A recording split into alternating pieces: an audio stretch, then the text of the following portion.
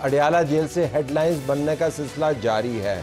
आज जो बज़ाहिर एक नॉर्मल दिन और इवेंट होना चाहिए था, उसको एक बड़े बयानिए में तब्दील करवा दिया गया। पाकिस्तान तहरीक इंसाफ की क़यादत 4-5 मेंबरान इमरान खान से मिलने के लिए गए, उनको वहाँ पर इंतज़ार करना पड़ा। उसके बाद उनको गिरफ़्तार किया गया, पुलिस चौकी ले जाया गया, वहाँ से उनको फिर रिलीज़ कर दिया गया। उसके बाद फिर अब सोशल मीडिया के ऊपर तो हर तरफ आपको हाहाकार नज़र आती है। उमर अयूब साहब ने एक बड़ा ज़बरदस्त और स्ट्रॉन्ग बयान उसके ऊपर जारी कर दिया और पाकिस्तान तहरीक इंसाफ पाकिस्तान मुस्लिम लीग नून की हुकूमत के, जो पंजाबी में कहते हैं, लत्ते ले रही है।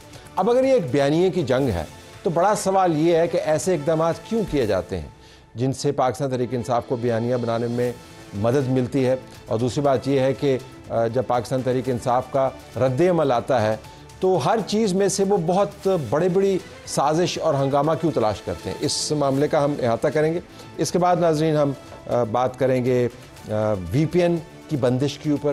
पहले X बंद हुआ, अब VPN बंद हो गया। अब बताया जा रहा है कि VPN इलीगल बंद हुआ है। जो पहले लीगल प्लेटफॉर्म था वो भी बंद था, अब इलीगल काम शुरू किया तो वो भी बंद होने जा रहा है। तो VPN के बाद की ज़िंदगी कैसे होगी।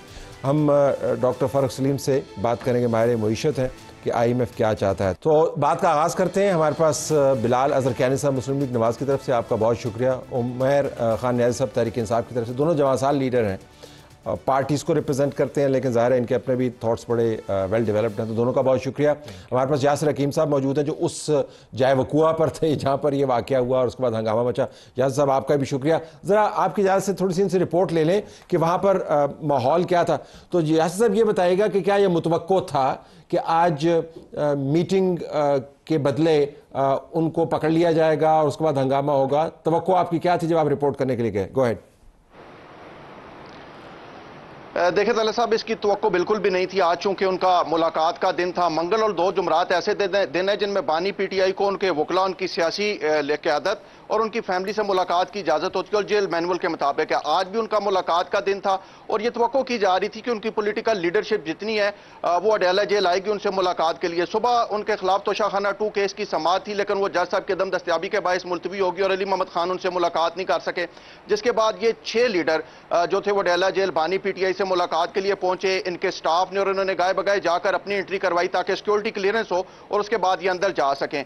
लेकिन ये उस एंट्री के बाद बाहर बैठ के अडयाला जेल के गेट के 5 के सामने और इंतजार करते रहे। इस दौरान यके बाद दीगरे कुछ मोबाइल वैन आना शुरू हुई, पुलिस की मुख्तलिफ थानों की पुलिस की नफरी बढ़ना शुरू हुई और पुलिस हुकाम वहां पर पहुंचे और उन्होंने दफा 144 का बहाना बनाकर इनको हिरासत में लिया। इस दौरान इन्होंने वहां से निकलने की भी कोशिश की, लेकिन पुलिस ने इनको वहां से निकलने न दिया। आलिया हमजा एक ऐसी PTI की रहनुमा थी जो वहां से बच निकलने में कामयाब हुई और बाकी तमाम 5 लीडर जो थे PTI को उनको हिरासत में लेकर पुलिस चौकी अडयाला मुंतकिल किया गया, जहां पर SP सदर नबील खोखर खुद मौका पर आए और वहीं पर इनसे उन्होंने गुफ्तो शुनीद की। इनके लिए बाकायदा तौर पर चाय मंगवाई गई, लेकिन PTI की लीडरशिप ने वो चाय पीने और कोई भी पानी पीने से इनकार किया है। तकरीबन पौने घंटे तक इनको वहां पर चौकी में बिठाया गया। नबील खोखर जो थे SP सदर डिवीजन 1 से बातचीत करते रहे और जैसे ही 4 बजे का वक्त हुआ उसके बाद चौकी इंचार्ज जो थे अडयाला के, पुलिस चौकी इंचार्ज, वो बाहर आए और उन्होंने आके असद कैसर साहब के साथ जो स्टाफ था उसको आगाह किया कि वो गाड़ी लेकर अंदर आए।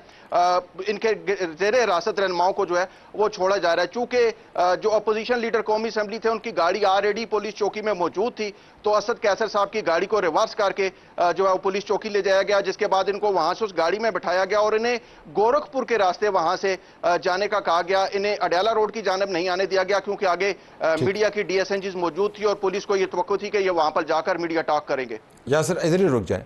अब बिलाल साहब, प्रोग्राम को शुरू हुए को तकरीबन 4.5 मिनट हो चुके हैं, जिसमें से जो VPN की बंदिश और IMF का जो गुस्सा है उसके अगर आप 40 सेकंड निकाल दें। अभी तक हमने जितनी बात की है उसमें आपकी हुकूमत का कोई नाम नहीं है।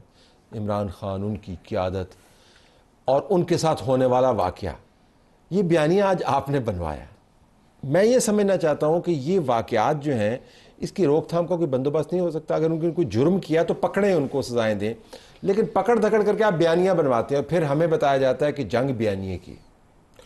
जी बिस्मिल्लाहिर्रहमानिर्रहीम। तलत साहब बहुत शुक्रिया जी अपने शो में दावत देने का। देखिए तलत साहब, मैं तो खुद आई विल से दिस कि we spend too much time talking about PTI on talk shows that's far as I am concerned. हम भी थक गए, लेकिन आप बताइए आज के दिन। देखिए आज के हवाले से मैं तो फ्रैंकली मैं इसके ऊपर इसलिए ज़्यादा कमेंट नहीं करना चाहता because I am not aware of the facts of the arrest. एक आपके रिपोर्टर ने, I am sure he was there, उन्होंने फैक्ट्स हाईलाइट किए हैं, मगर अब दफ़ा 144 का जिक्र हुआ है मेरे, without knowing the exact facts of why they were detained या पुलिस का जो भी मौक़िफ़ है, I can't comment on this. But otherwise तो जी देखिए, मैं हमारी एज अ पार्टी, मेरी I know this for a fact कि हमारी वो सोच नहीं है जो इमरान खान साहब की थी।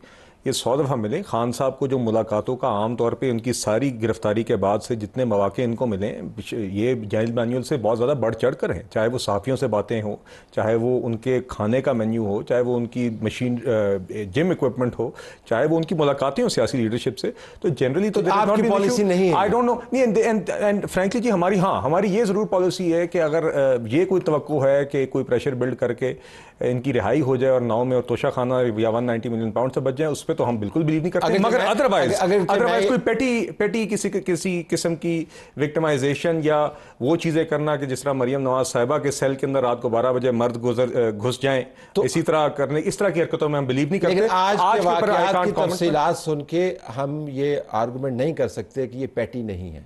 बादियों नज़र में ये पेटी लगता है और उससे एक बयानिया बनता है। ज़रा उमैर साहब से पूछ लेते हैं, अच्छा एक आध मरतबा अगर नहीं इजाज़त दी आपको तो मिलते तो हैं आप रोज़ाना, वो in a way they have a solid argument के भाई 10 में से 9 मरतबा तो मिल लिया आपने। आज एक वाक़या आपने कहा हंगामा और ह्यूमन राइट्स की वायलेशन और उसको इंटेलिजेंस वाले को सस्पेंड करो, IG को सस्पेंड करो, न जाने क्या क्या। आखिरी दफ़ा जी सियासी मुलाकात कब हुई है ये ज़रा बता दें। देखिए नवंबर के महीने में, अक्टूबर के महीने में मुलाकात सियासी लोगों की हुई नहीं है, एक दफ़ा भी नहीं। तो सजा काट रहे हैं, नहीं सजा किधर काट रहे हैं, हक तो नहीं है। यही तो गलत परसेप्शन है। खान अंडर ट्रायल प्रिजनर है, खान कॉन्विक्ट नहीं है। मसला ये है कि हम ना इधर कोर्ट के ऑर्डर की तौकीर कर रहे हैं। देखें ये मुलाकात कोई खाली जेल मैनुअल के तहत नहीं हो रही थी, इधर एक मोजेस हाई कोर्ट के, इस्लामाबाद हाई कोर्ट के जज का ऑर्डर मौजूद था, जहाँ जेल सुपरिटेंडेंट ने अंडरटेकिंग दी। ऐसी क्या मजबूरी जेल सुपरिटेंडेंट की आ गई कि उसे कोर्ट के ऑर्डर की कंटेम्प्ट करनी पड़ रही है?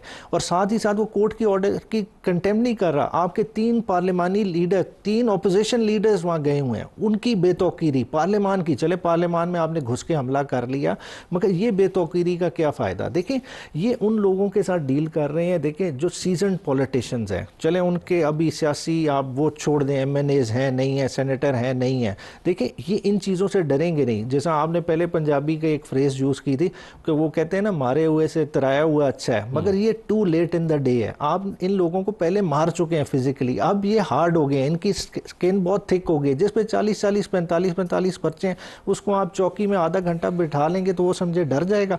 क्या वो अगली दफ़ा दोबारा इमरान खान से मुलाकात के लिए पीछे हो जाएगा? आपकी जमात की तरफ से किसी तरह से भी नहीं है। मेरे ख्याल से इन्हें रिविजिट करना चाहिए।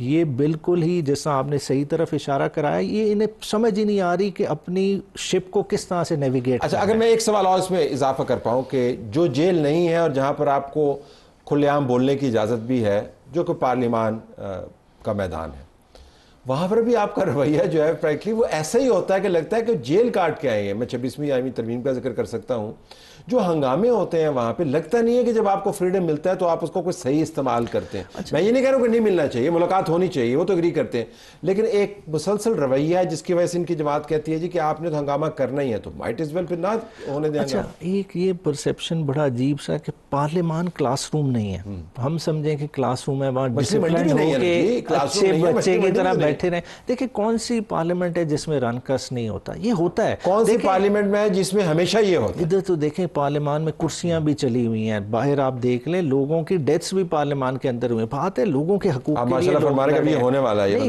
अब ये मयार है कि हम इन्होंने पार्लियामेंट को गैर अहम कर दिया है बुनियादी तौर पर। 26वीं तरमीम के बाद इन्होंने जो कर दिया है, इन्होंने तो सब कुछ आउटसोर्स कर दिया। जब चीजें आप आउटसोर्स कर दें, फिर चाहे वो अडयाला जेल हो या कौमी असम्बली का मैदान हो, प्रेस क्लब्स हो या 9 मई वाला मैदान हो, इल्जाम ये कि आपका रवैया हमेशा एक जैसा होता है। Let me get him to speak. बिल्कुल देखिए गवर्नमेंट का रवैया और होता है, ऑपोजिशन का रवैया और होता है। इधर प्रॉब्लम क्या हो रहा है कि गवर्नमेंट खुद ऑपोजिशन मोड से नहीं गुजर, तो आप ऑपोजिशन बन गए जी, ऑपोजिशन जी। ये देखिए तलत साहब, आज भी हम स्टैंडिंग कमेटीज़ में साथ होते हैं। आज मैं और उमैर साहब लॉ एंड जस्टिस में भी वर टुगेदर, तो मुख्तलिफ फोरम्स हैं जहाँ पे बिल्कुल हमें साथ होना भी चाहिए और हम पार्लियामेंट्री कॉलीग्स भी होते हैं, मगर PTI का एज अ जमात और एंड मैं न्याजी साहब is an anomaly in this party, he is the exception not the rule. I think बहुत लोग इससे इत्तेफाक करेंगे, ये मैं बिला खौफ तरदीद बस आप इनके पीछे पड़ गए ना, आपने बात कर दी है बस, इनका भी बस नहीं सर देखिए, मैं अब आपको ये मिसाल दूंगा कि इमरान खान की ये सोच है कि PTI में बेहतर लोग होने के बावजूद उसने अली अमीन गंडापुर को ही चूज किया KPC में, सारों में चुन के उसको वही शख्स लग गया। सर बात ये है कि आपने जो बात की ना जी, PTI की एज ए पार्टी पॉलिसी एक इनहेरेंट डिसइंसेंटिव है इनके बेहतर लोगों में भी कि वो वहां पे मुनासिब तरीके से चले आगे, बिकॉज इमरान खान ये नहीं चाहता वहां पे जो बंदा थोड़ा सा ज्यादा इस तरह की बात करता है, कुछ साथी ऑफलाइन आके, लेकिन आज जो क्यादत मिलने के लिए गई वो रीजनेबल लोग हैं, वो सीजन्ड लोग हैं। देखिए मैं तो आपसे हंगामा फैलाने वाले नहीं भेज, मैं again I won't comment on जो पुलिस की इंटरवेंशन थी because I don't know the facts, but otherwise हम तो कहते हैं यार आप खान इतनी दफा मिलता है, हमने तो कोई उसके खाने नहीं रोके, जिम के इक्विपमेंट नहीं रोके, मिले 100 दफा मिले, क्या कर लेंगे, कर ले, शौक पूरा करें अपना, मगर उधम ना मचाएं। बाकी जहां तक बात है कि हमने हुकूमत, ये हमारी हुकूमत का फोकस तो देखिए IMF के साथ डायलॉग भी चल रहा है, बाकी सारी चीज़ें हमारी हम हुकूमत में चला रहे हैं, महंगाई की शराब भी नीचे आ गई है, गवर्नेंस के ऊपर शहबाज शरीफ साहब फ़िलिस्तीन के ऊपर भी अपना केस लड़के आए, क्लाइमेट चेंज के ऊपर भी हम यही तो, मगर आपके बयानिए के बाद आपके एतमाद में इजाफा होना चाहिए और जो बंदिशें किसी भी इनसिक्योरिटी की वजह से हो सकती हैं वो रिमूव कर देनी चाहिए ना।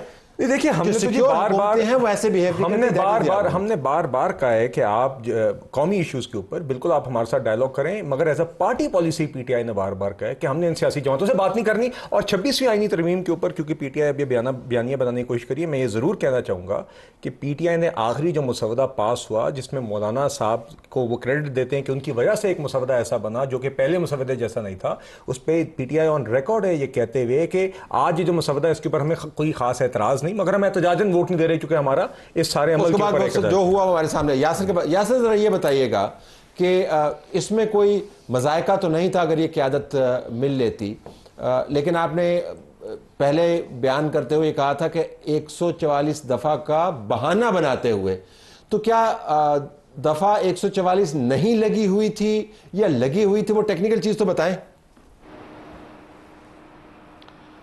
देखिए तले साहब, कुछ दिन पहले रावलपिंडी में ये जब पंजाब हुकूमत की जानिब से DCs को दफ़ा 144 के नफाज का अख्तियार वापस किया गया था, तो उसके बाद 2 दिन के लिए नाफिज की गई थी।